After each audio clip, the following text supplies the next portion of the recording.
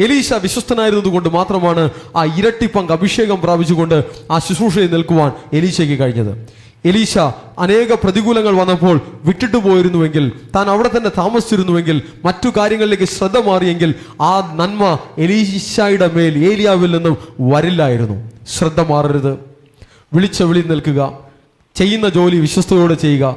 നിങ്ങളെ ഏൽപ്പിച്ചിരിക്കുന്ന ദൗത്യങ്ങൾ വിശ്വസ്തയോടെ ചെയ്യുക. സഭയിലും ധാരാളം ദൗത്യങ്ങൾ ഏറ്റെടുത്തിരിക്കുന്ന മക്കളുണ്ട്.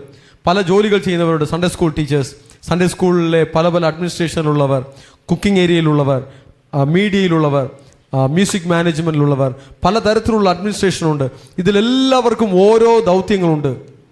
നിങ്ങളുടെ ജോലി അവരവർക്ക് ദൈവം ഏൽപ്പിച്ചിരിക്കുന്നതിനനുസരിച്ച് നിങ്ങളെ വിളിച്ച വിളിക്കൊത്തവണ്ണം, നിങ്ങൾക്ക് ദൈവം പ്രാപ്തി തന്നതുപോലെ നിങ്ങൾക്ക് ലഭിച്ച കൃപയ്ക്കൊത്തവണ്ണം വിശ്വസ്തയോടെ ചെയ്താൽ തള്ളപ്പെട്ടു പോകില്ല, നന്മകൾ നഷ്ടമായി പോകില്ല.